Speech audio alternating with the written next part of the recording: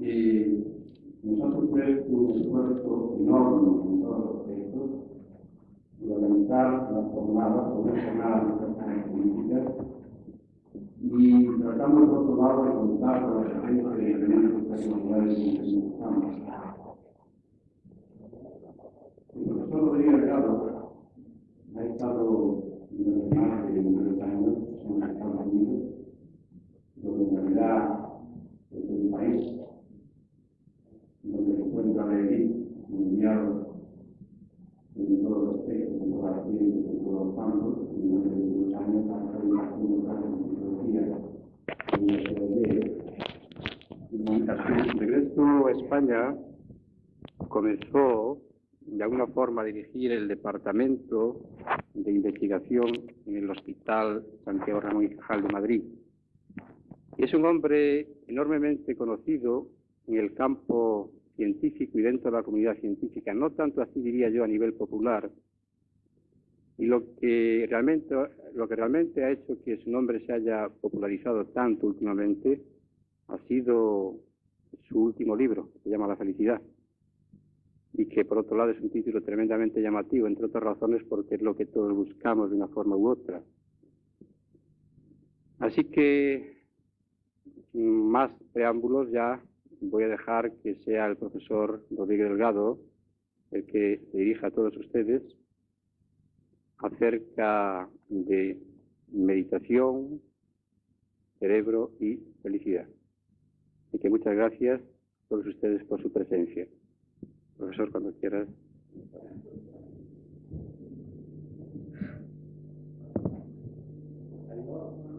¿Tiene que ser aquí? ¿No puede ser ahí? Es igual. Bien, pero la comodidad depende de cada cual. Si este se puede usar y él quiere usarlo.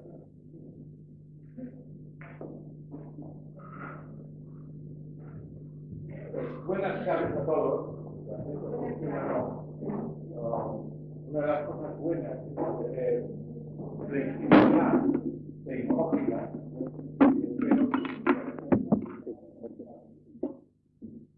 Como decíamos, yo que quiero dar una clase a él por su invitación, la venía que ha ido, y por compartir esta charla con vosotros.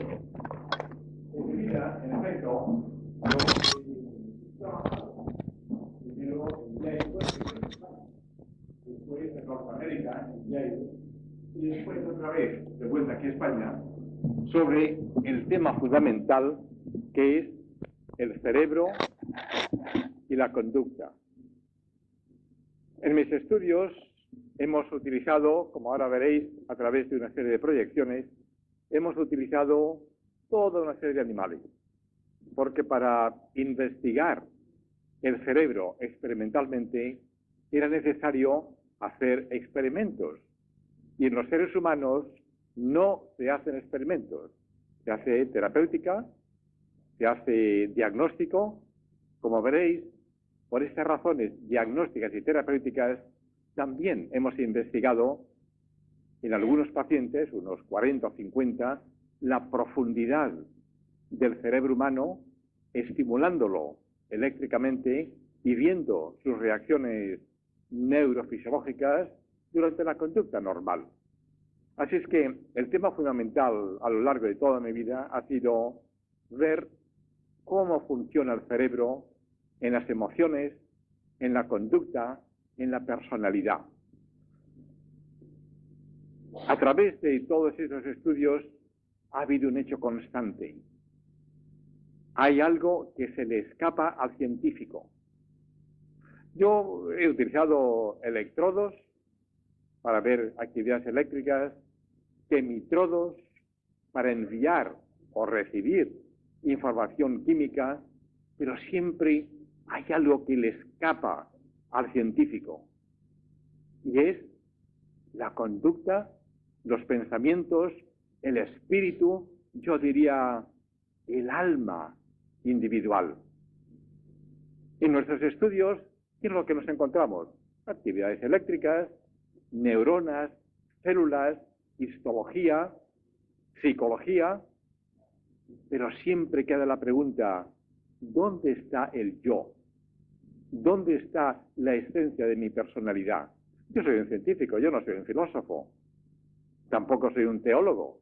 Y entonces yo necesito ver científicamente, con mis instrumentos, algo que luego quizá pueda ser esta, dijéramos, alma que se escapa, esta mística, este algo personal que está siempre en los estudios y sin embargo el científico en general no ve. Yo sí lo he querido ver y ahora os comentaré el por qué a través, eso es parte de uno de los capítulos de mi libro reciente, de la felicidad en efecto, es el descubrimiento del espíritu con tecnologías materialistas. ¿Es esto posible? Vamos a verlo a lo largo de una serie de proyecciones. Pero, ¿qué hago yo aquí en Vigo? ¿Qué hago yo aquí con vosotros? Bueno, en primer lugar, muy agradable estar con vosotros y el título de esta charla pues es precisamente Meditación, Felicidad y Cerebro. Bueno, ¿qué relación hay entre una cosa y otra? Pues una relación muy estrecha. Entre felicidad y cerebro, evidentemente. La felicidad no está en el estómago, aun cuando una comida puede ser muy buena. La felicidad no está en el corazón, porque no se siente con el corazón, se siente con el cerebro. De manera que la felicidad está en el cerebro. Y la meditación. Yo no soy una autoridad en el tema, en meditación, pero estaba pensando esta mañana, muy agradablemente, al lado de la playa, tomando el sol, viendo este espectáculo magnífico de esta ciudad, y estaba pensando, ¿cuál es la relación entre meditación y cerebro? ¿Qué es la meditación? Desde el punto de vista general de la conversación e incluso desde el punto de vista del yoga. ¿Qué es la meditación? Y voy a ofreceros una definición que probablemente sea de una gran controversia, espero que luego lo comentemos en el centro y con vosotros, espero que algunos de vosotros intervengáis, de manera que os voy a dar una definición provisional, pero es la que yo creo, de qué es la meditación para un neurobiólogo. Y yo diría que, y ahora leo lo que he escrito esta mañana, yo digo, la meditación, estamos meditando, es el reencuentro consciente y subconsciente con la información y con los impactos de la experiencia adquiridos en el almacenaje de la memoria cerebral durante la existencia personal. Quizás se suena un poquito de lío. Bueno, vamos a aclararlo. ¿Qué es lo que requiere, y eso también es una cosa de interpretación mía, para un neurobiólogo, qué es lo que requiere la meditación? Pues yo digo, número uno, requiere mecanismos neuronales que hagan posible esta meditación. Mecanismos neuronales. Bueno, no sé, vamos a hacer unas preguntas, no para que me las contestéis, sino para que penséis sobre ellas. ¿Es posible meditar sin cabeza? Hombre, pues no, naturalmente. Si a un señor o a una señora le cortan la cabeza, pues ya no hay meditación, se acabó. Ahora, ¿es posible meditar sin cerebro? Pues yo diría, no, tampoco. Hace falta una base material para poder realizar esta meditación. Ahora ya vamos un poquito más precisos, neurobiólogos. ¿Es preciso meditar sin formación reticular? La formación reticular está, voy a dibujarlo muy brevemente.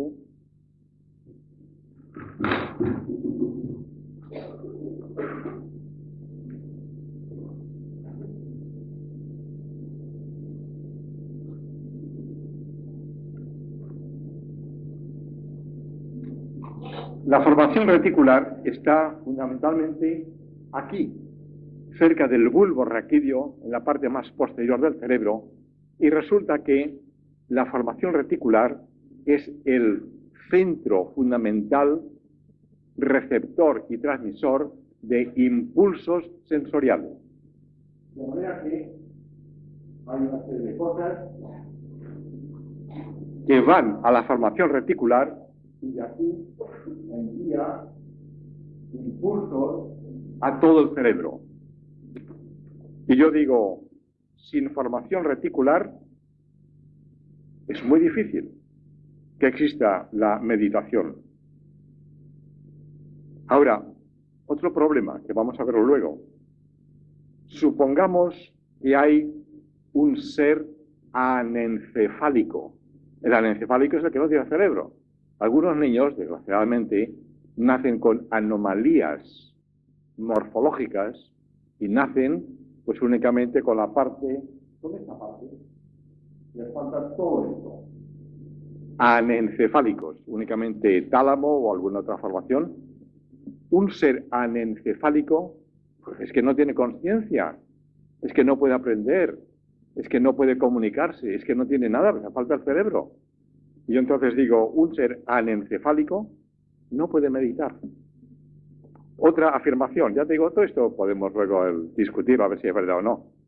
Yo digo, un ser acortical, o sea, al que le falta todo esto, toda la corteza cerebral, pues tampoco tiene conciencia, tampoco puede, yo diría, tampoco puede meditar. Bueno, ¿y qué pasa con los microencefálicos? Hay algunos niños, desgraciadamente, que nacen con un cerebro muy pequeñito, funcional de una manera muy elemental.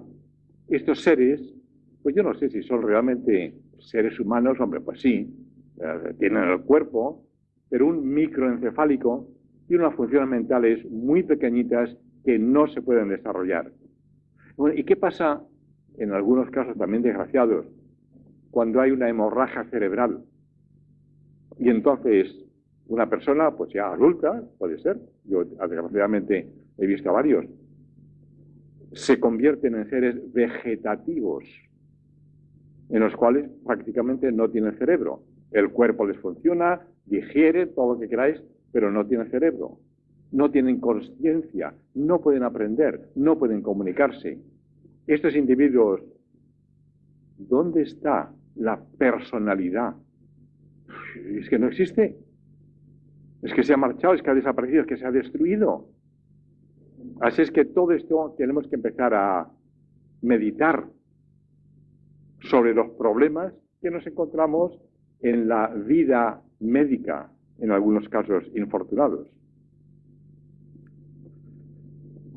De manera que, afirmación primera, los mecanismos neuronales son necesarios para la personalidad y para la meditación. Afirmación segunda, el desarrollo del cerebro necesita forzosamente, el desarrollo del cerebro necesita impulsos sensoriales para poder crecer, para poderse desarrollar. Pregunta.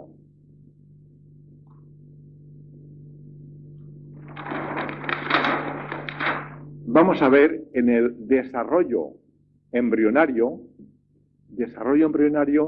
¿cómo empieza? ¿Cómo hemos empezado todos nosotros? Bueno, pues hemos empezado pues, por ser una célula, un óvulo, un espermatozoide que se han unido, pero inicialmente es algo así, como una cosa muy chiquitita. Luego empieza ya el embrión, y entonces hay una cosa, pues, quizá como una gamba, como un langostino, una cosa muy chiquitita, que poco a poco se va desarrollando. Vamos a ver.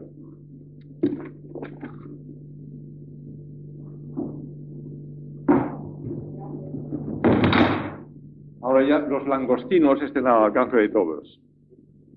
De manera que empezamos todos nosotros como una célula, luego somos un embrión muy chiquitito, y luego entonces se forma algo así como un cerebro muy primitivo, y luego ya se formará ya el cerebro adulto de todos nosotros. Problema. ¿Tiene esta célula consciencia? ¿Tiene esta célula corazón? ¿Tiene esta célula cerebro? Claro que no. Si simplemente es un gameto, no es nada. Esta célula empieza a dividirse. Y aquí está un problema. que las células, al formar la mórula, la gástrula, etcétera, unas pueden entonces dividirse y formar 2 o 3 o 4 gemelos. Así es que una sola célula, no me digáis que ya tiene el futuro de un ser humano. No, esto va a dividirse y algunas se dividen en 2 o 3. Y con otro problema, que a veces 2 células se juntan para formar un solo embrión. Con otro problema, que a veces un embrión se desarrolla pues con 2 hemicuerpos, con 2 cabezas, con 2 tórax. Así que esto no es una cosa tan clara, está muy complicado. El último problema es lo que ha hecho Sperry y algunos autores, y es que, como sabéis, el cerebro se puede dividir sagitalmente en 2 mitades. Y entonces, cada mitad puede aprender independientemente lo que está pasando. Se ha hecho en gatos, se ha hecho en monos, se ha hecho en seres humanos como tratamiento de la epilepsia. Y decía Sperry, un poco medio en broma, medio en veras, que estas personas con el cerebro dividido son en realidad 2 personalidades diferentes. Y decía Sperry, hombre, pues había que haber 2 votos, porque son 2 personas. El hecho es que las cosas no están tan claras y que, lo que es más importante, hace falta la información sensorial y, como luego veremos en unas diapositivas, si no hay información sensorial, el cerebro no se va a desarrollar a pesar de todos los elementos genéticos. De manera que tenemos cerebro, tenemos información que forzosamente viene de fuera, es decir, que es un punto de controversia. La información viene únicamente a través de los sentidos. ¿Son los sentidos la única vía, la puerta abierta al exterior?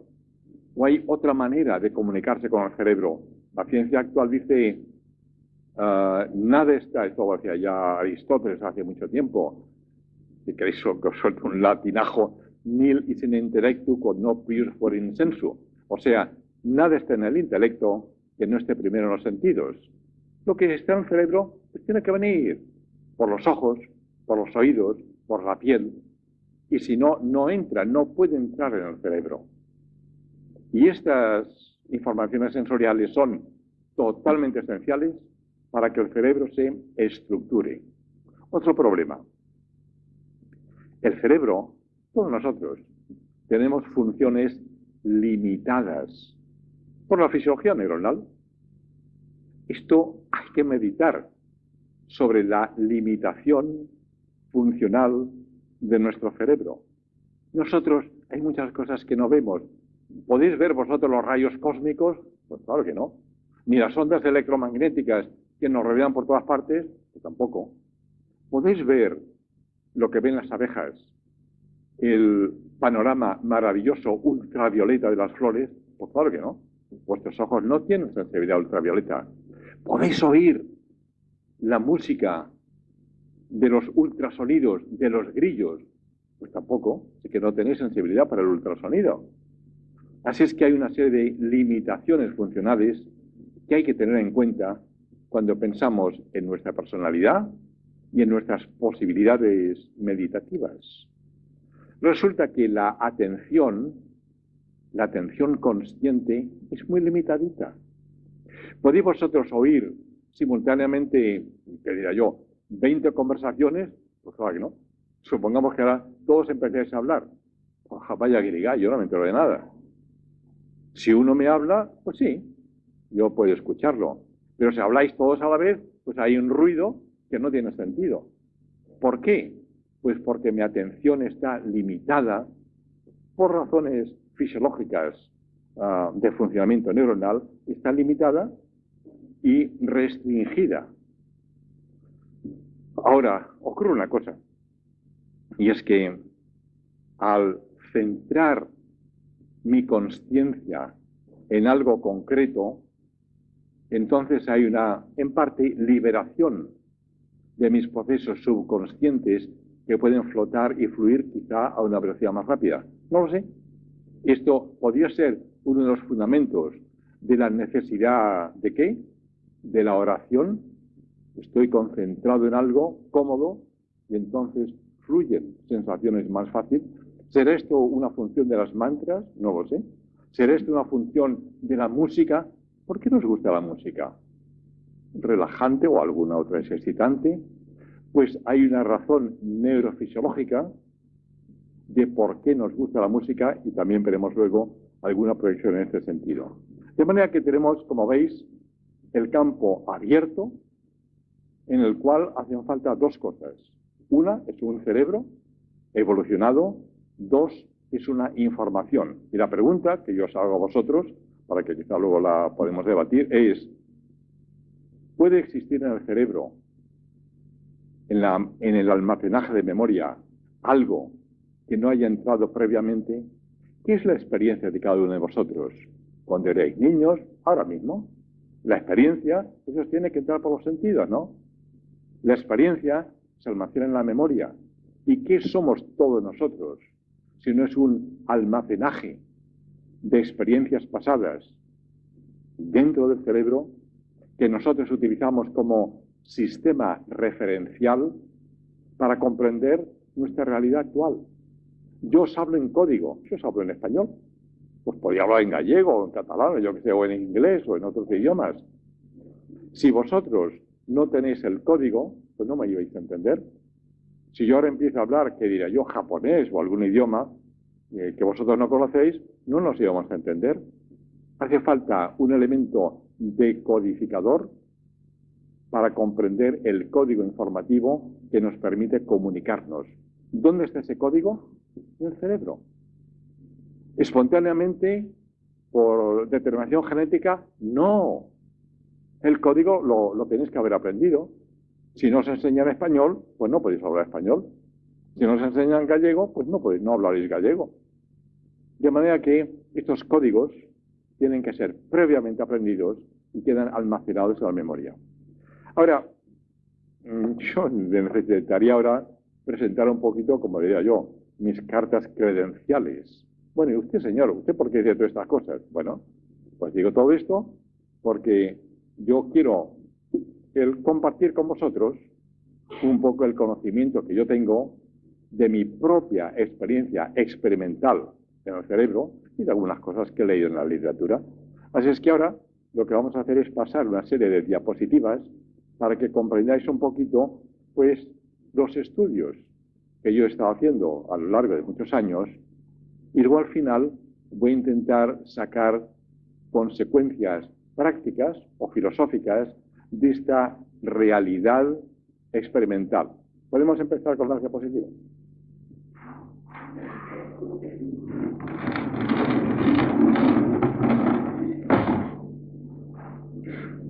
El elemento de pregunta es siempre el mismo. ¿Cómo dice está bien? ¿Se puede quitar?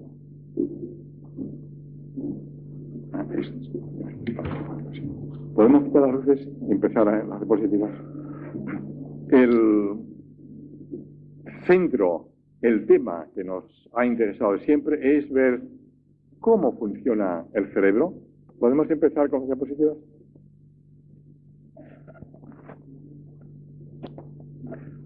¿Qué es lo que estudiamos en el cerebro? Decimos su histología, sus funciones, sus actividades. Esto no es el cerebro, ni es una diapositiva mía. Pero bueno, vamos a ver. Empezamos por la cero, si es posible, ¿no? Están comiendo muy agradablemente, no es probablemente placer o felicidad, pero no es una diapositiva mía. Podemos empezar con empezar con el número 0, ¿no? Si funciona.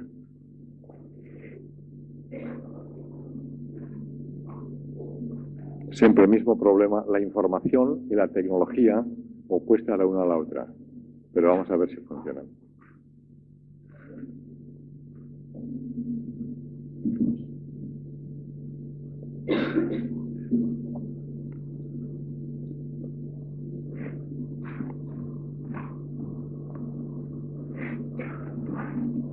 Si no, continuaremos charlando mientras intentamos que funcione las diapositivas.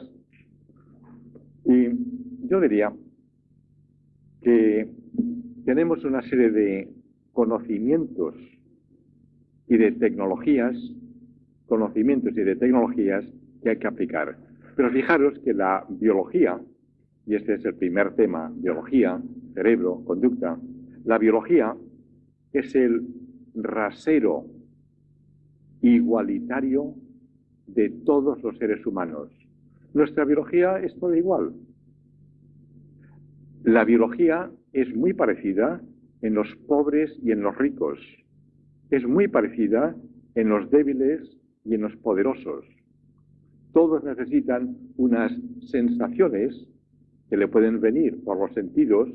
Todos, ricos y pobres, van a tener emociones, van a tener reacciones, y el papel del investigador es el intentar ver cuáles son estos mecanismos neurobiológicos que nos permiten el amor y el odio, la identidad personal y las relaciones sociales, el placer y el castigo. Ese ha sido uno de los temas centrales también de nuestros estudios. ¿Dónde está el placer? ¿Qué es el placer? ¿Qué es la felicidad? ¿Dónde está el castigo? ¿Qué es el castigo? Y resulta que experimentalmente hemos visto, demostrado, yo creo que fue la primera vez que un ente más o menos psicológico quedó dentro de la órbita neurobiológica, fue la demostración de que el placer y el castigo dependen de zonas cerebrales específicas y fundamentalmente de la estructura neuronal del cerebro. Lo que veis ahí es, bueno, una neurona. Es simplemente para daros una idea de la tremenda complejidad funcional del cerebro del cual todo depende. Habéis oído hablar algunas veces de la relación que hay, el parecido entre el ordenador y el cerebro. Bueno, sí, pero hay una diferencia fundamental. El ordenador depende de los chips, depende de la información digitalizada, es un instrumento, es un ente mecánico. El cerebro no. El cerebro depende de sus neuronas y cada neurona, cada una de estas entidades es como un complejísimo ordenador. Esto ya empezamos a comprenderlo actualmente. La neurona tiene sus dendritas, sus poros, sus membranas, y todo esto es enormemente complicado. Así es que no podemos comparar ordenadores y cerebros, porque en cada cerebro, cada neurona es un complejísimo ordenador. En la siguiente vemos, bueno, este es el cerebro de uno de nuestros monos, y dentro de este cerebro es donde está todo el misterio. El cerebro, el gran desconocido, sí, el gran desconocido, pero que podemos empezar a investigar experimentalmente y cuyos secretos empiezan a ser desvelados. La siguiente, veremos, bueno, cuando esté torcida, pero no importa, esto es la estructura cerebral en un niño o en los seres humanos a 3 momentos diferentes, arriba, en medio y abajo, que son, me parece que unos 3 meses, la de arriba, unos 15 meses, la del medio, y 24 meses, 2 años, la de abajo de todo. ¿Ves qué diferencia más grande hay? La de arriba, pero ya tiene el niño 3 meses. Las neuronas están todavía subdesarrolladas, y esta es la razón por la que un niño de 3 meses jamás podrá aprender a andar, que no tiene los elementos neurológicos para ello. Un niño de 3 meses, pues le va a ser muy difícil hablar inglés o español. No tiene sus centros del lenguaje. ¿Por qué? Porque le falta complejidad neuronal. De manera que hay un hecho biológico de complejidad neuronal que es la que va a determinar la posibilidad de que este cerebro pueda aprender. Puede aprender, eso sí. Los niños tienen una inmensa capacidad para aprenderlo todo, por determinismo genético. Por eso es la diferencia de los niños, pues qué dirá yo, de los chimpancés. Un chimpancé, por mucho que le enseñemos, pues no va a aprender a hablar inglés ni español. Un niño sí lo aprenderá, pero si no se lo enseñamos, no lo aprenderá. Si un niño vive en la China, pues hablará chino, pero no español. Así es que el cerebro se caracteriza por una enorme capacidad de aprendizaje y lo que es importante, este aprendizaje se materializa en las neuronas cambiando su estructura, porque la memoria es un trazo material de la experiencia personal. La memoria, de alguna manera, estará ahí, en la complejidad neuronal, en las neuronas desarrolladas por los impactos sensoriales que alcanzan al cerebro. En la siguiente, esperemos que esté bien de...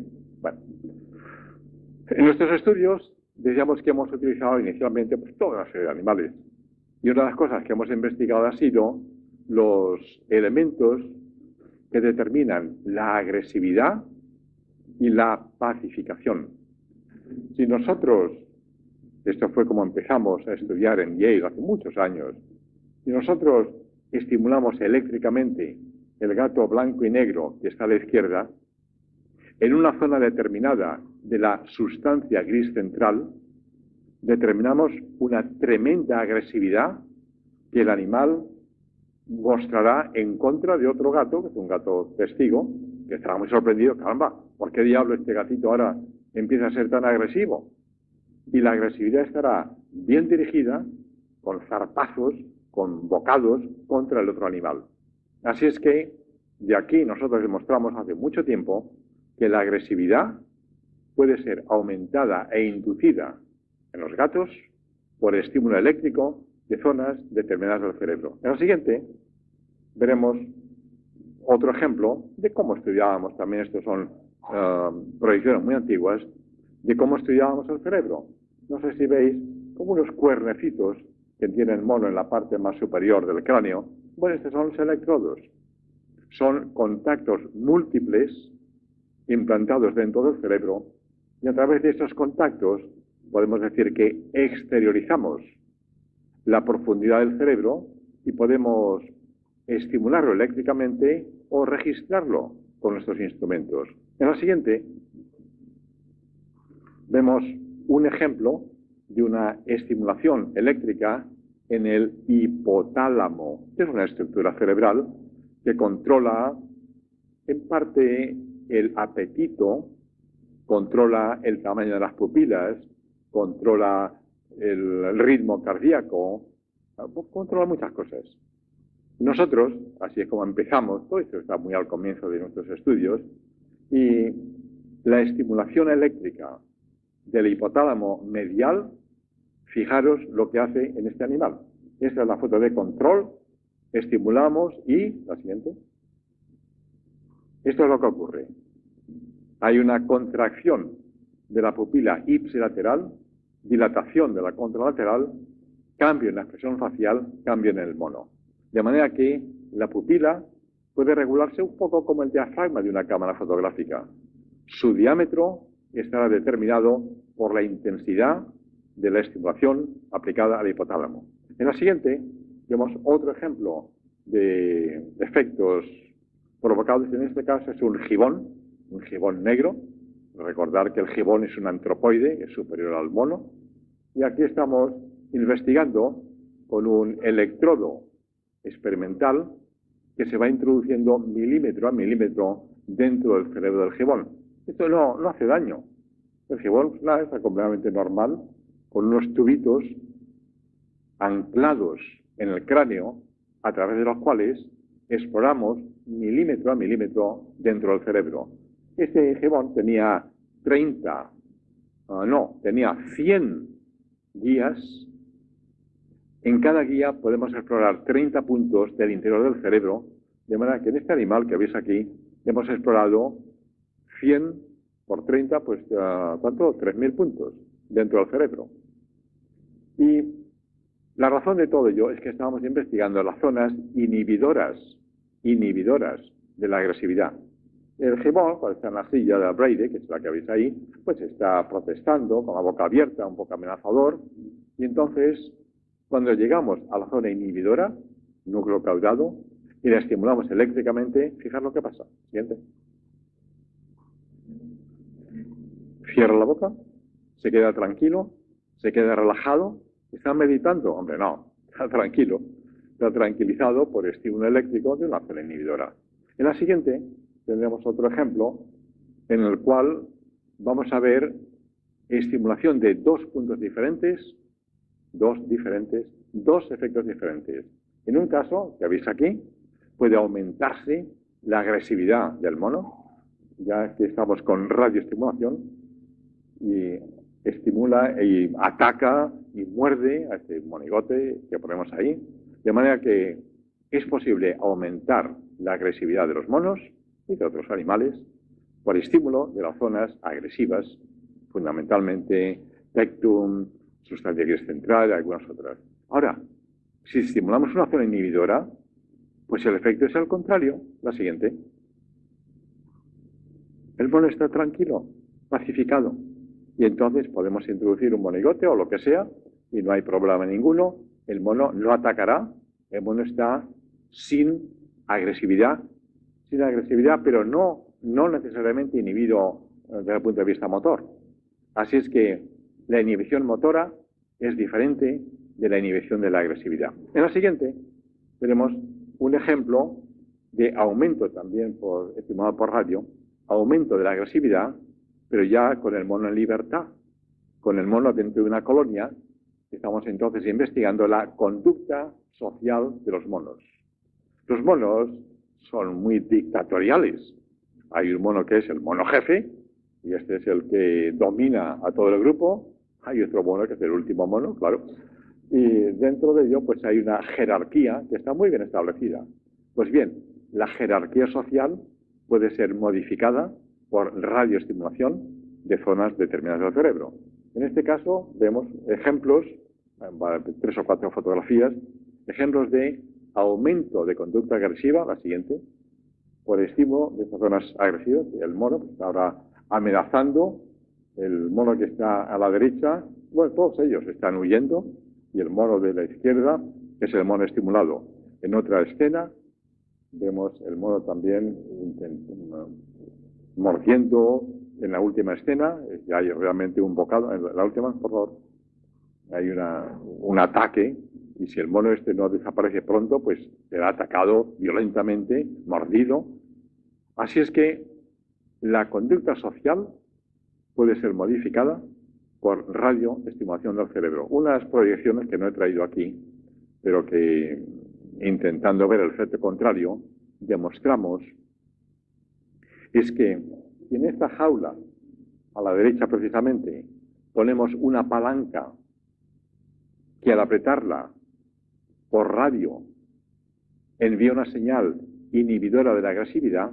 Entonces, en otros estudios, hemos visto que los monos pueden aprender una respuesta instrumental para inhibir la agresividad del jefe.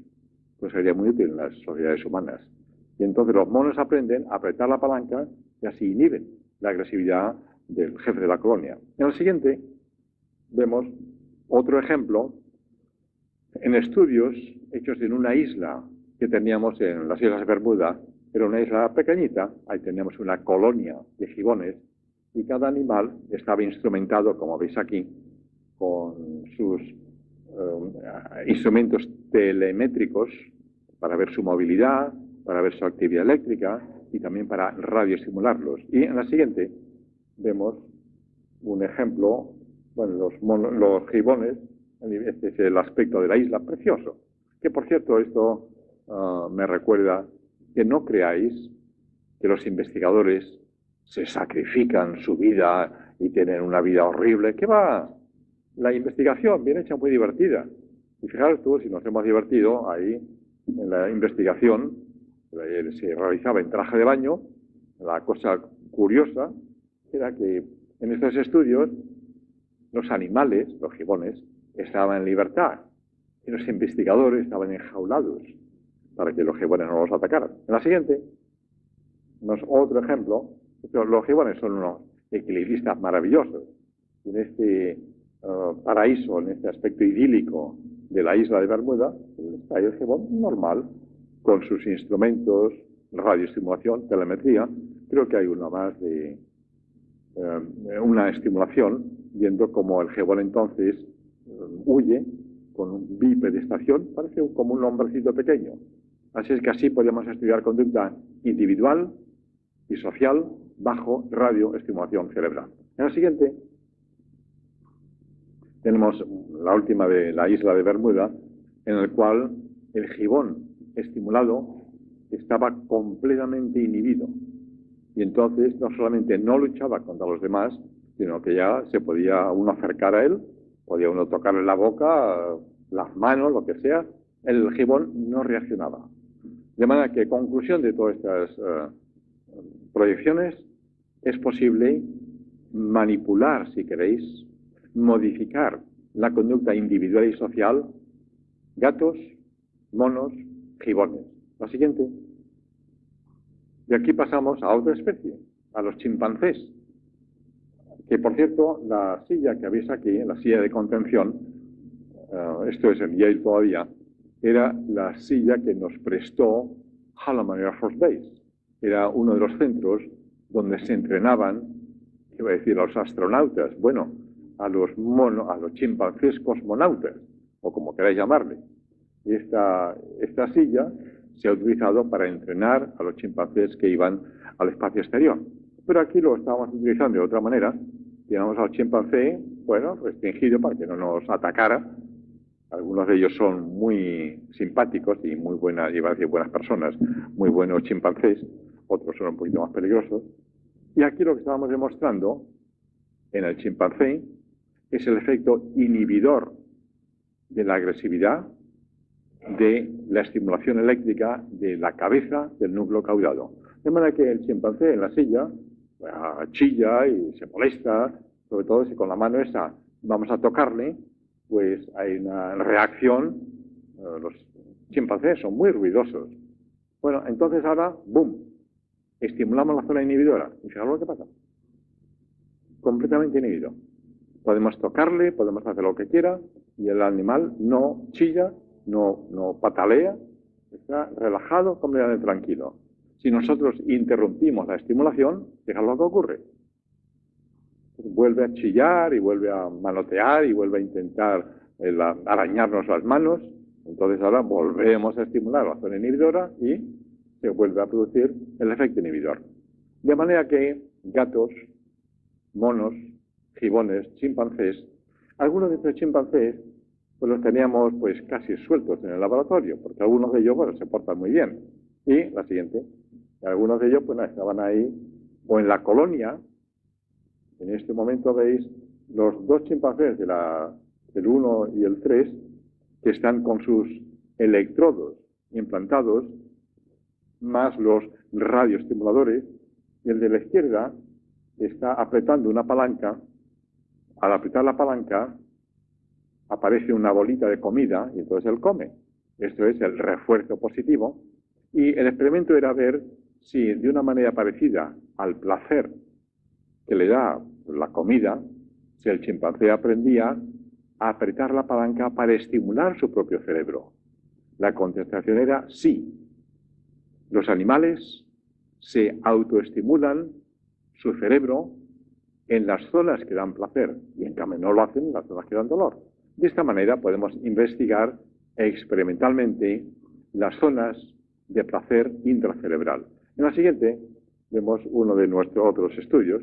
Este es el chimpancé llamado Carlos, con sus electrodos, con su radioestimulador. Este estaba libre en el laboratorio, porque era muy simpático, era muy agradable. Y a veces, la siguiente, una de nuestras laborantas, pues le decía, oye tú, Carlos, ahí, siéntate en esa silla, ven aquí, y vamos a estimular.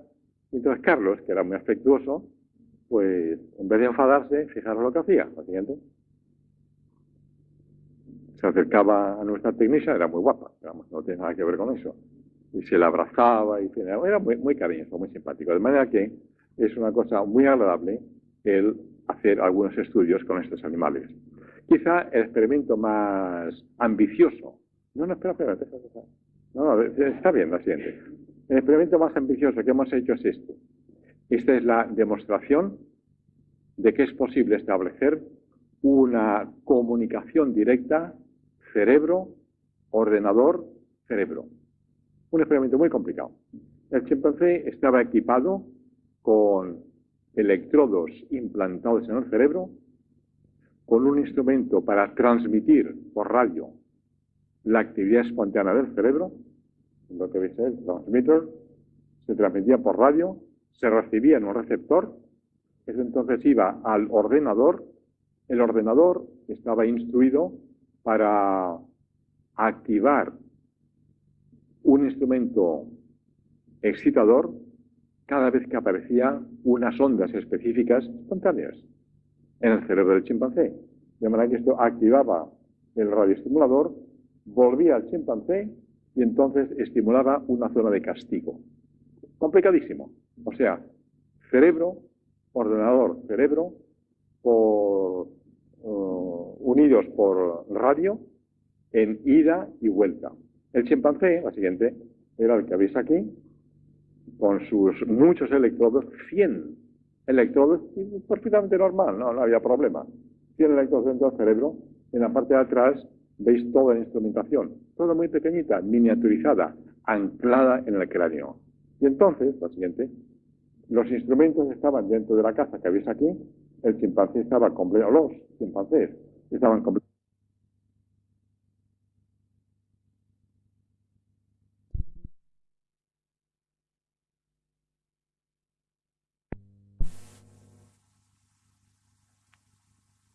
En la amígdala del chimpancé, un sitio especial del sistema límbico.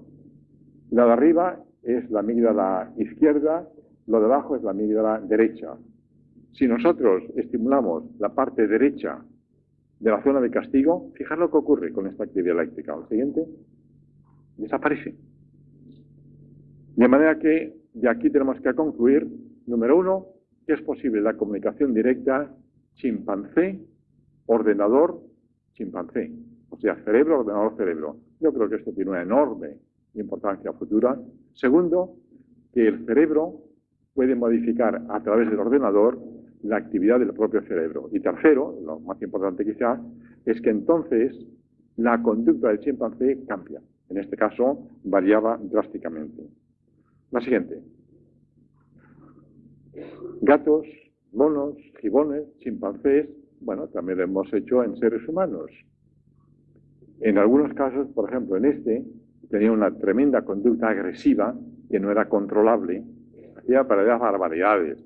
Este apagaba los cigarrillos encendidos en los brazos y en el pecho de su mujer, la barbaridad.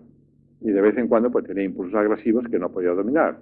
En otros casos eran enfermos con ataques epilépticos, y entonces nosotros poníamos electrodos intentando modificar conductas anormales. Este es un caso en el cual la comunicación podía establecerse por radio. Otros enfermos, en vez del gorro, alguna enferma lo que se ponía era una... Bueno, este es los rayos X, para que veáis cómo estaban los electrodos dentro del cerebro. Y la siguiente, algunas enfermas pues se ponen una peluca. Esta niña pues tiene, ¿cuántos? 28 electrodos, un radioestimulador, un aparato telemétrico, qué sé yo, todo ahí bajo la peluca. En la siguiente vemos uno de los ejemplos de la actividad eléctrica recogida en esta paciente. Fijaros, cuando pone ahí right hand, es la mano derecha. Y fijaros en el 2-3 y el 3-4. Fijaros que la actividad es la actividad espontánea. Pero cuando le decíamos al paciente, oye, mueve ahora tu mano derecha, fijaros lo que pasa con la actividad eléctrica. Se desincroniza, se modifica. De esta manera podemos relacionar conductas ordenadas o espontáneas con la actividad eléctrica del cerebro. Otros estudios no los he traído aquí. Podríamos ver el cómo se modifica la actividad eléctrica de la corteza motora cuando suena la música. ¿De acuerdo? Tocábamos músicas diferentes Y entonces, no, es que no lo tengo. En la corteza había una modulación de su actividad y de su excitabilidad determinada por la música. Esto es otra charla muy larga, que ahora no voy a entrar en ella, pero simplemente para indicaros que hay una razón biológica de por qué nos gusta la música y de por qué hay una relación entre la música, el ritmo y la danza. Porque realmente no habéis oído una música así bonita, bum, bum, y empezáis con el dedo, con la mano, con los pies a moveros. Bueno, pues esto es porque hay una variación en la excitabilidad de la corteza motora cerebral. Entonces ahora ya empezamos a comprender algunos de los fundamentos de las funciones cerebrales. La figura siguiente, es que no la veréis muy bien, es una demostración, quizá el experimento, o el estudio, mejor dicho, más espectacular de todo lo que hemos hecho. A la derecha, os la voy a leer porque ahí no creo que la veáis, lo que hacíamos era el anotar, el psiquiatra lo anotaba, lo veía sin saber cuándo estimulábamos el cerebro, se estaba registrando la actividad eléctrica, se estaba registrando, como ahora lo estaba haciendo, la conversación con los pacientes, de lo que hacía el psiquiatra, y todo esto se cuantificaba. ¿Cuántas palabras por minuto? ¿Cuál es su contenido afectivo? ¿Es amistoso? ¿Es hostil? Y aquí habéis uno de los estudios. Cuando estimulábamos toda una serie de zonas cerebrales, no había modificación del número de palabras ni por el paciente ni por el psiquiatra, y tampoco había modificación en su contenido afectivo. Todo esto a la derecha de la proyección. En cambio, a la izquierda tenéis lo que ocurría cuando estimulábamos un punto determinado situado en la segunda circunvolución temporal. Había un tremendamente impresionante aumento del número de palabras, que pasaba de 17 a 88 por minuto. El paciente empezaba a hablar y hablar y hablar, determinado por la activación del lóbulo temporal. No solamente empezaba a hablar, sino, como veis arriba, el número de comentarios afectuosos variaba de 6 por minuto a 53, era cada 2 minutos, a 53, muchísimo. Conclusión: hay zonas cerebrales cuya activación eléctrica modifica no solamente la conducta motora, sino la conducta afectuosa, la emoción. Yo dijera, bueno, no es que lo dijera, es que lo habíamos comentado, comprobado en otros pacientes, se puede modificar la expresión verbal amorosa de los pacientes o de las pacientes. Y entonces se mostrarán más amorosas, más cariñosas, física y verbalmente. De manera que, no voy a decir que el amor es la estimulación del lobo temporal, pero sí puede decir que estimulando esta zona hay un aumento en la expresividad amorosa, y esto no un caso, esto ha habido varios de los pacientes. De manera que ahora tenemos ya la comprobación experimental de que algo tan sutil como es el cariño puede ser provocado por estimulación eléctrica de zonas determinadas del cerebro. Estos son simplemente unos pequeños ejemplos que os estoy dando, pero claro, la gama de resultados es enorme. Hay no más de 500 trabajos que hemos publicado nosotros, y muchos autores otros tienen más todavía. La siguiente. De manera que todo esto, bueno, este es la última proyección de este tipo, en la cual está la técnica más reciente, en la cual los electrodos están implantados, pero están activados por un marcapasos cerebral, que ya no se ve nada.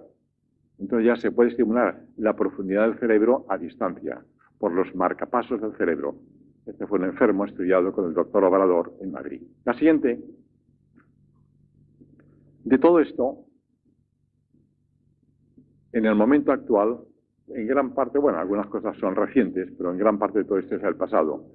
Y a mí pues me ha interesado la neuroquímica cerebral, el efecto del ácido aspartico, del ácido glutámico, de la glicina, la serina, qué sé yo.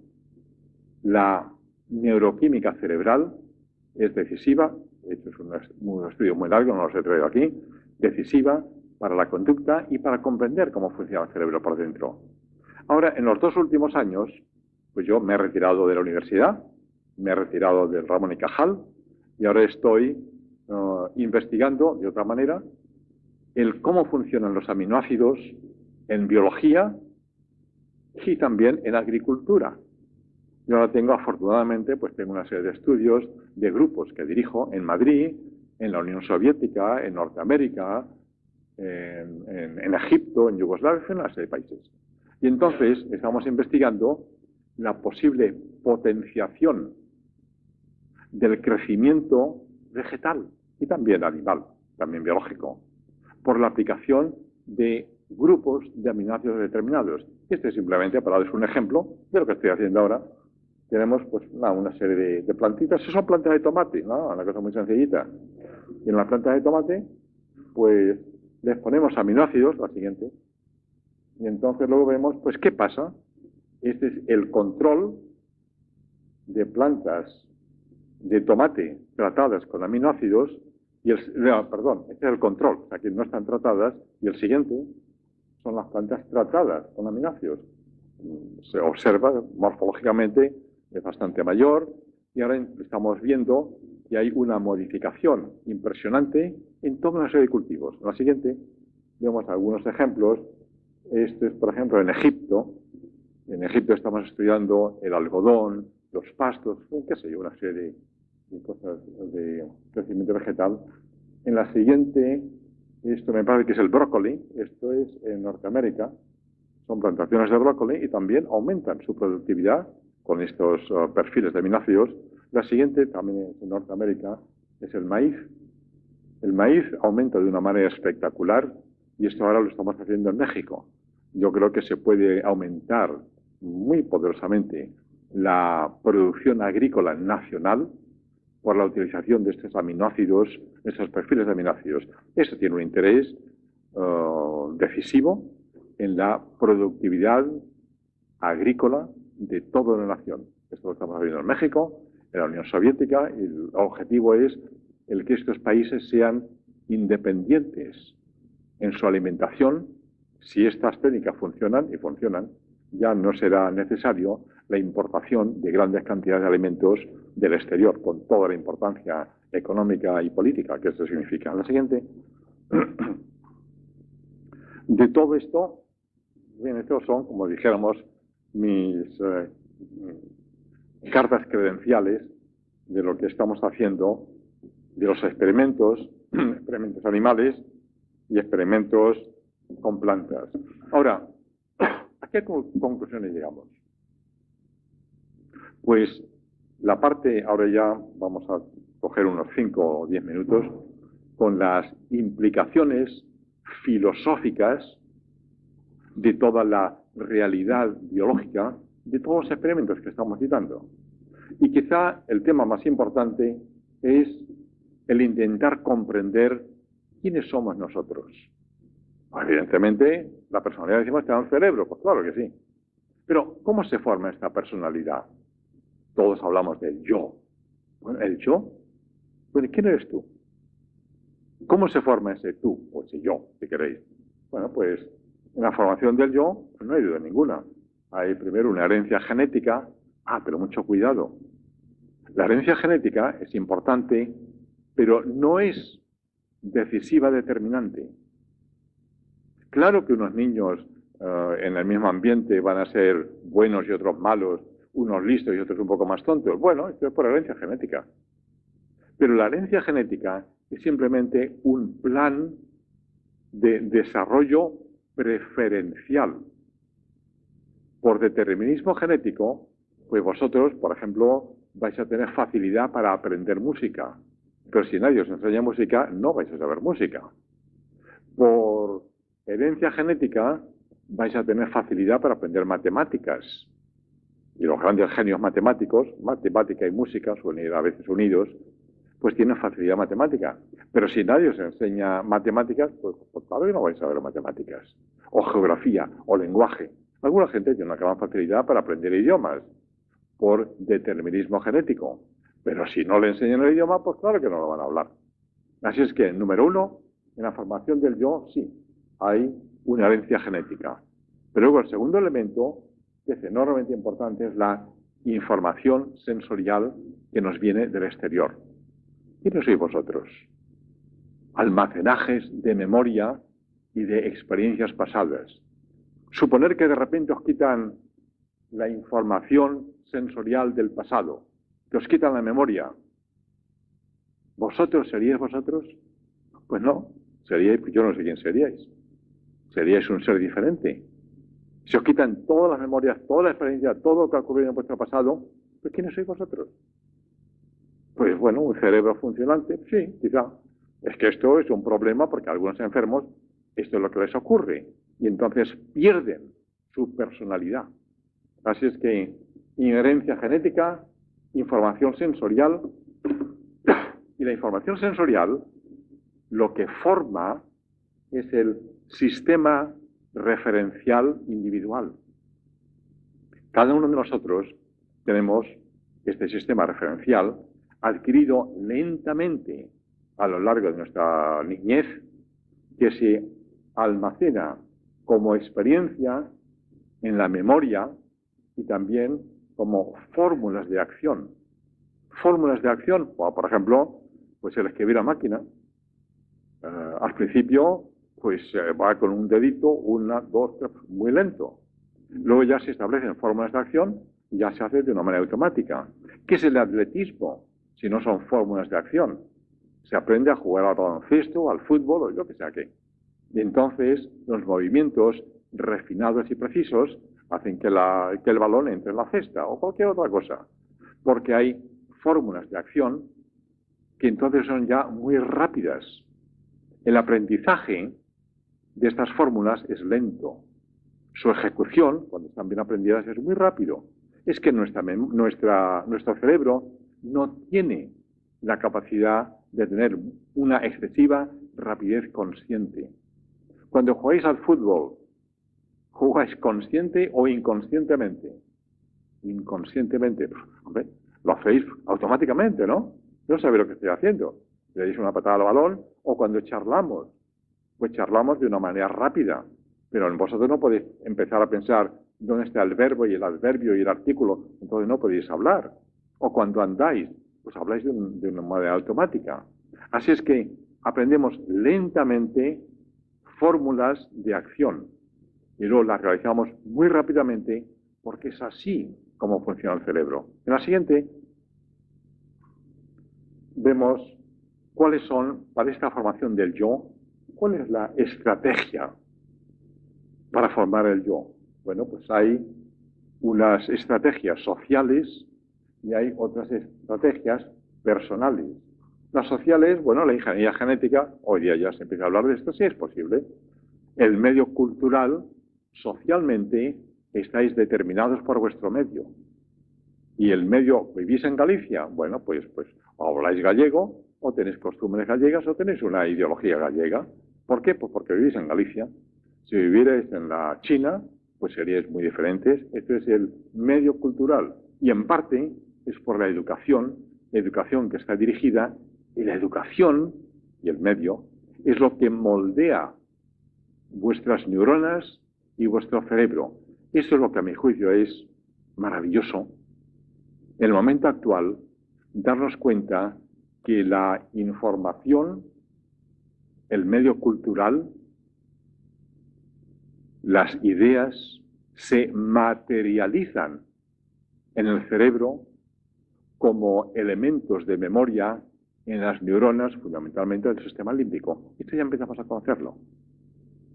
Fijaros que este era el gran problema aristotélico, la relación entre el cerebro y la mente, si queréis, entre el cuerpo y el espíritu. Bueno, pues aquí está.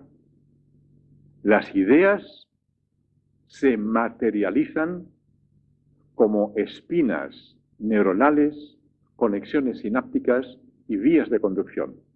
Y yo esto lo digo porque podéis sufrir una anestesia, bajo la anestesia general, bueno, la memoria no se oblitera. Y sin embargo, la actividad eléctrica puede casi paralizarse o bajo la acción del frío. De manera que queda algo, y ese algo tiene que ser material, no son circuitos reverberantes, y ese algo material es lo que forma nuestro yo. Ahora, si vosotros os dais cuenta de esta relación espiritual, material, no solamente habéis resuelto el gran problema aristotélico, sino comprendéis mejor vuestra propia personalidad.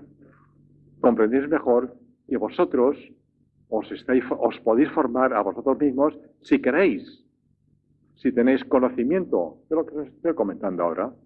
Y entonces puede existir la voluntad vuestra personal de dirigir inteligentemente esta educación, que entonces ya no está dirigida por el medio, sino ya puede estar dirigida por vosotros mismos. Fijaros que el gran problema es que somos, ¿cómo diría yo?, los autómatas del medio en el que vivimos. El medio político, ideológico, social, es el que determina nuestro sistema referencial, nuestra conducta, nuestros pensamientos, nuestra sensibilidad, nuestras emociones. Eso es terrible. Somos los juguetes de la inculcación cultural y educativa. Y es así, porque el cerebro es así como se forma. Pero tenemos este nuevo elemento que es la inteligencia, con el cual entonces, a pesar de tener un sistema referencial establecido, podemos modificar inteligentemente nuestro sistema referencial. Entonces, este es mi consejo: pensar, aprender a pensar, aprender a vosotros, en vosotros mismos, y entonces a dirigir inteligentemente, emocionalmente, si queréis, vuestra propia conducta. No aceptéis el dictado dictatorial del medio que os rodea. Y entonces, esas son la estrategia personal para formar el yo, que es el conocimiento. De lo que os estoy contando ahora, claro, esto es mucho más largo, del conocimiento de todos estos elementos que forman el yo, y entonces tener los objetivos dirigidos. ¿Hacia dónde queréis ir? ¿Qué es lo que queréis ser en la vida? ¿Qué es lo que os da placer y disgusto? Pensar sobre vosotros mismos para entonces tener lo que yo llamo la libertad de la inteligencia.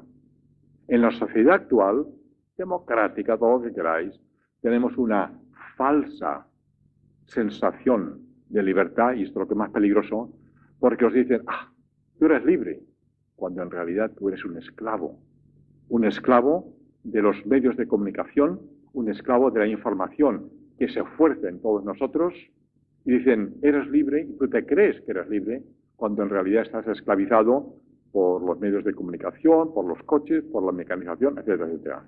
De manera que mi consejo, la libertad de la inteligencia. Creo que hay alguna más.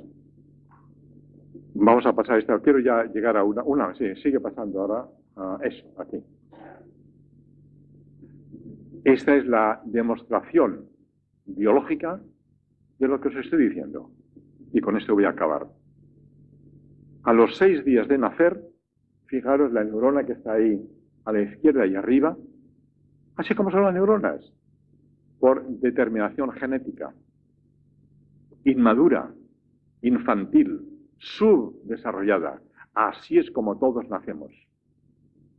Y por esta razón, por la falta de desarrollo neuronal, es por lo que no podemos ni hablar, ni al principio tener ninguna actividad de lo que luego va a formar una personalidad.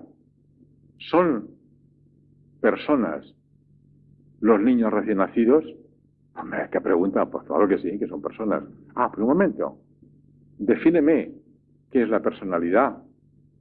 Defíneme qué es un ser humano. Hombre, un ser humano, pues un ser que habla, que se comunica. ¿Cómo? ¿Que habla? ¿Que se comunica? Entonces, ¿los niños recién nacidos no son seres humanos? Yo no digo ni que sí ni que no. Yo lo que os estoy planteando es el problema de que hay que comprender a los niños recién nacidos y comprender su neurobiología. Los recién nacidos tienen esas neuronas que veis ahí, subdesarrolladas. Entonces, a los 12 días, bueno, ya empiezan a desarrollarse, 18, 30, la neurona adulta, aquí completamente abajo y a la derecha, ya, muy complicada. Fijaros la diferencia que hay entre la neurona infantil y la neurona desarrollada. ¿Es esto por razones genéticas? Bueno, en parte, pero fundamentalmente es por razones informativas.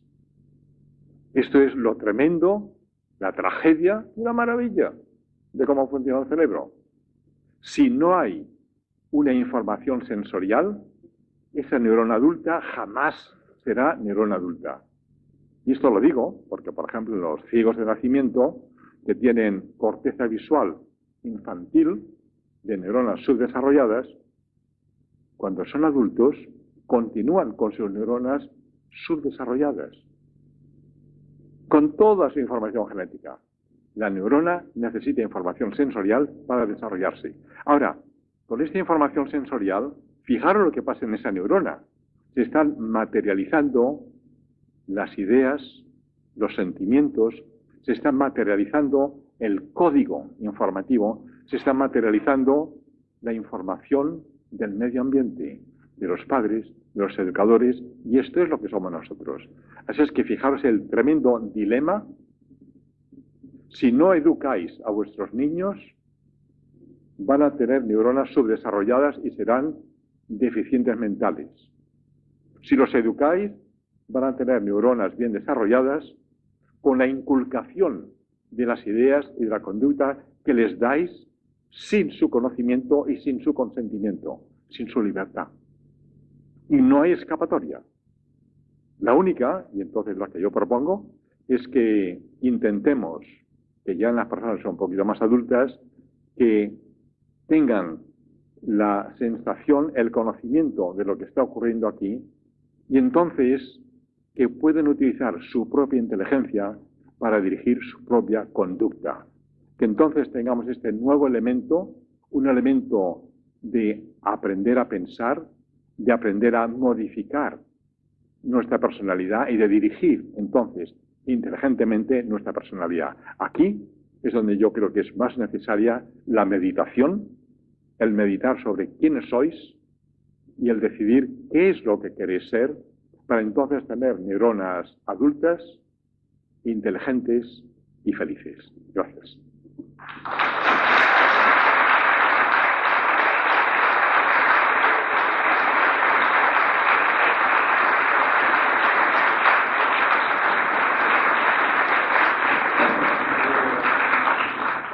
Si hay alguna pregunta o comentario de alguno de vosotros, intentaré contestarlas. Creo que hay algún micrófono que podemos saber ellos.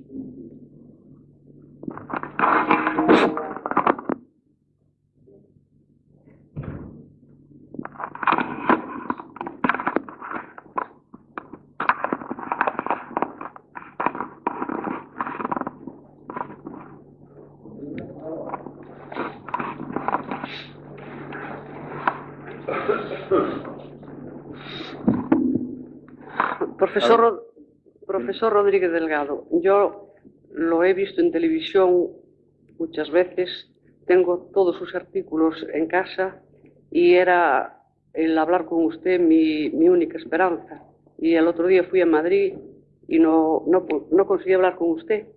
Entonces tengo un problema familiar que se trata de cerebro precisamente y he recorrido cantidad de médicos y no saben interpretar los electroencefalogramas. Lo único que me han dicho en una clínica de mucho prestigio en España, que es la Clínica de Navarra, es que tiene una alteración bioeléctrica en la zona temporal. Entonces le tiene trastorno de conducta, personalidad, afectividad, pero después de 4 años de tratamiento no ha alterado el electro. Yo quisiera, si usted me pudiera indicar un centro, porque yo sé que usted no tiene consulta, a donde yo podía llevar a esa persona que trastorna a toda una familia hace 4 años y que nos arruina y que no tengo posibilidades de sacarla adelante. Me parece fácil, pero no veo ninguna solución ni tengo ninguna esperanza. Yo diría 2 cosas. Una, el problema que usted me plantea es la tragedia de la falta de conocimiento de la neurobiología actual. Hay problemas que en el momento presente pues no hay conocimientos suficientes, no solamente de una lesión temporal, sino por ejemplo de problemas epilépticos, de problemas de disquinesias, de problemas quizá más graves de alteración mental, esquizofrenia, etc. En estos casos yo creo que naturalmente los familiares tienen que hacer todo lo que puedan por ayudar a sus hijos, a sus maridos. Eso es completamente natural. Pero la misión mía personal es que si yo estuviera, voy a decirlo, bloqueado por una práctica privada, ganaría mucho dinero y tendría mucha menor efectividad. Esa es la razón por la cual yo no tengo práctica privada. Y hago únicamente una labor de investigación que publico, que doy a otra gente, intentando que otros médicos, otros psiquiatras, aprovechen la información que no es no solamente mía, sino que es de la neurobiología en general. Ahora, los casos concretos yo creo que han de ser dirigidos neurólogos, psiquiatras. En España, bueno, hay 3 o 4 que funcionan, sí que usted después de esta reunión puede darle 2 o 3 nombres, pero recordemos, no debemos de despertar esperanzas infundadas en nadie. ¿El médico tiene que ser cruel? No, cruel no. Tiene que ser tremendamente afectivo. A mí estas cosas me impresionan profundamente. Este es uno de mis problemas personales. Hay una emocionalidad quizá excesiva por mi identificación con el problema, como por ejemplo que usted me está presentando. Y lo único que puedo hacer, y podemos hacerlo luego, es darle nombre de algunos sitios en España y fuera, pero sin esperanzas infundadas. Yo creo que una autoridad adecuada tiene que darle la idea de si esto funciona o no, y si esto es posible o no. Y hay que hacerlo primero en España, que se puede hacer. Navarra, Madrid, hay varios sitios. Y no marcharse al extranjero esperando que en la Unión Soviética van a tener un milagro o en Lourdes. No. Hay que tener un realismo científico y ver si eso es o no es factible. Así es que, si usted quiere luego... En el escáner no hay lesión cerebral, es solamente, dicen, una alteración bioeléctrica. Claro. O sea, que dicen que es una inmaduración cerebral que a lo mejor con los años puede corregirse. Pero Claro, sin conocer el caso es muy difícil para mí opinar. Sí. Pero, como le digo, podré darle alguna información de nombres concretos. Muy bien, muchas gracias.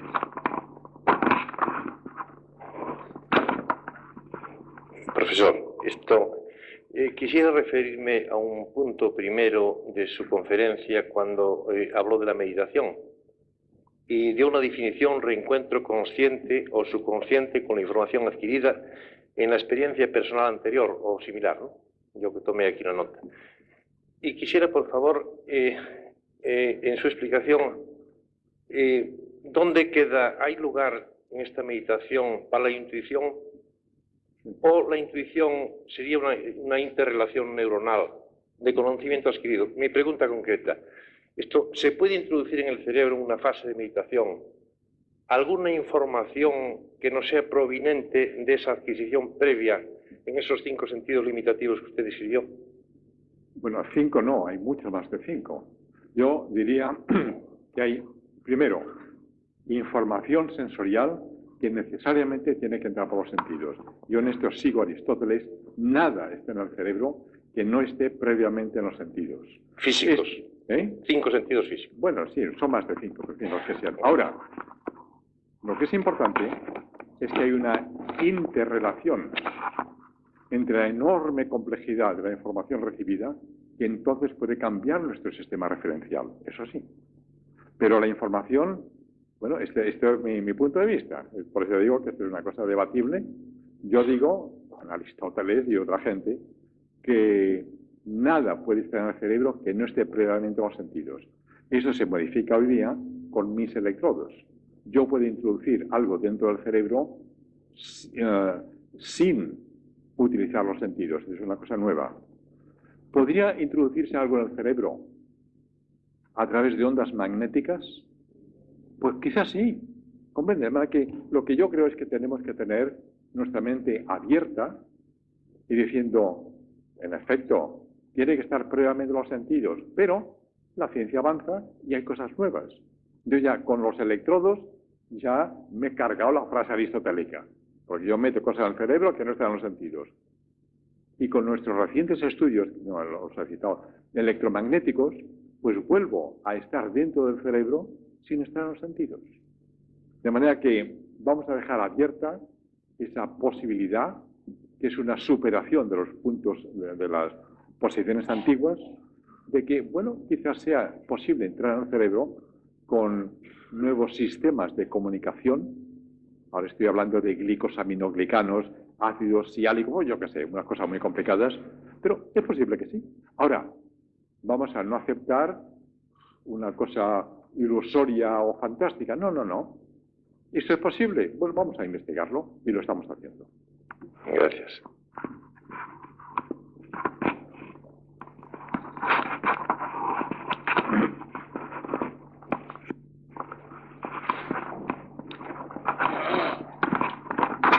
Tenemos un par de preguntas o de comentarios más. Yo creo que ya tampoco quiero cansar demasiado.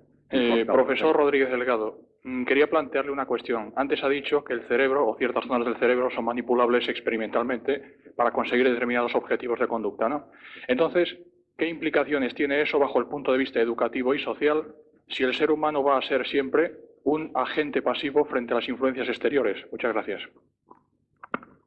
Eso plantea un tema trascendental, gravísimo, tremendo y real. Porque yo con mis electrodos voy a manipular muy poco.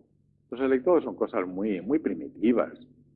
Pero ¿tú sabes dónde está la real manipulación de los cerebros humanos?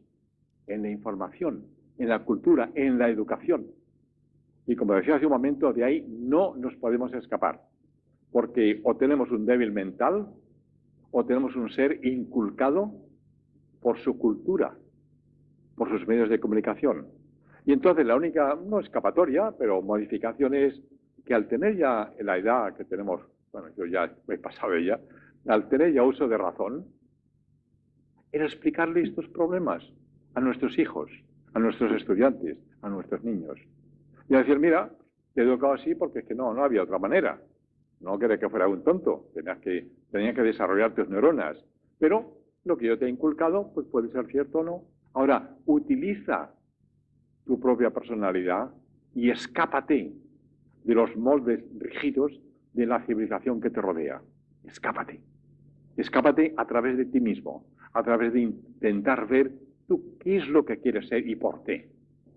Así es que hay que tener conciencia, responsabilidad e inteligencia. Y yo creo que esto es lo que hay que enseñarle a nuestros hijos para intentar escaparse del molde que forzosamente les tenemos que imponer. ¿Está claro? La última comentario, pregunta. Pero si hasta cierto punto las condiciones que se han adquirido en la educación moldean el carácter y la personalidad de la persona, ¿cómo podemos volver atrás? Es decir, ¿hasta qué punto es reversible o no? Y volver a adquirir hábitos nuevos o tendencias nuevas cuando ya te han moldeado de una forma determinada o has recibido unos contenidos educativos de un determinado sentido, ¿no? Es decir, ¿hasta qué punto el hombre puede volver hacia atrás y ponerse en revisión a sí mismo y todo un proceso de muchos años, ¿no? Es decir, esa es la duda que me queda un poco. Está bien, es cierto, es muy difícil. Pero esto lo dijo ya don Santiago Ramón y Cajal hace muchos años. La personalidad está estructurada por las conexiones sinápticas, por las prolongaciones dendríticas, por los cilindroejes, por la neuroquímica cerebral. Y eso es modificable muy lentamente. Pero no es imposible. Así es que nos quedamos con la realidad de la dificultad y con la esperanza de la posibilidad. Es posible. ¿Tú quieres cambiar? Inténtalo, lo lograrás. Tienes que tener una voluntad firme y entonces puedes volver a modificar tus propias neuronas. Difícil, pero posible. El último comentario o pregunta.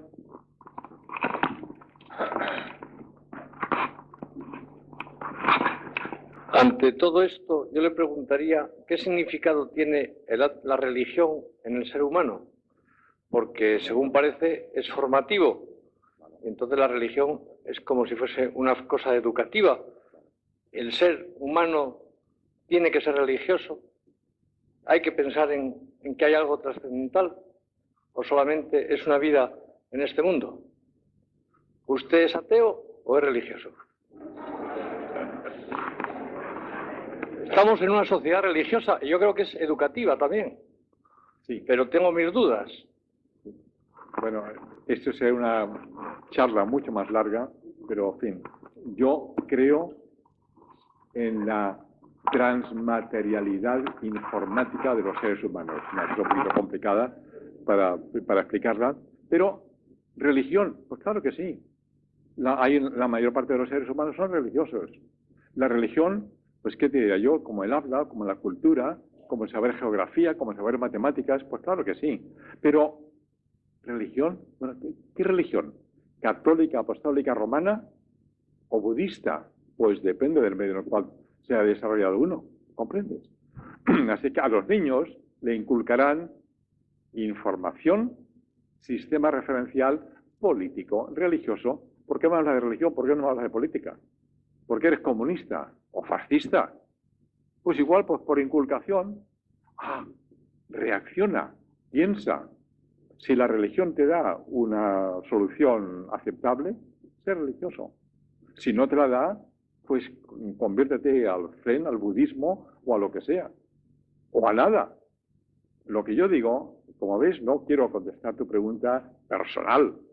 ¿Eres tú religioso? Bueno, yo soy neurobiólogo con interpretaciones teológicas, no quiero dejarlas de lado. Pero al final, lo que pasa es que ahora ya no tenemos más tiempo para meternos en ese tema. Pero yo lo que quiero pensar es de Gironella, no sé si habéis leído 100 españoles y Dios, hace tiempo ya, en un libro. Me preguntaba, doctor Delgado, ¿cree usted en Dios? Yo le contestaba, por escrito, está publicado todo en su libro. Yo decía, mire usted, yo no soy teólogo. Mi opinión, si yo creo o no creo en Dios, pues tiene poca importancia, porque sería únicamente una opinión no autorizada, sino personal. Yo lo que sí voy a hablarle a usted es de la biología de las creencias. Eso puede tener una pequeña autoridad. Y entonces yo le hablaba en todo el artículo, lo tenéis publicado en su libro, de 100 españoles y Dios, la biología de las creencias. Y entonces yo explico de por qué eres o no eres religioso. Yo creo que esta es la gran ventaja de la neurobiología, es que puede explicar la conducta personal. Ahora, yo tengo que tener mis propias ideas y las tengo, políticas, teológicas, lo que quieras. Si quieres, luego seguimos hablando del tema. Bueno, pues cortamos aquí y gracias por vuestra...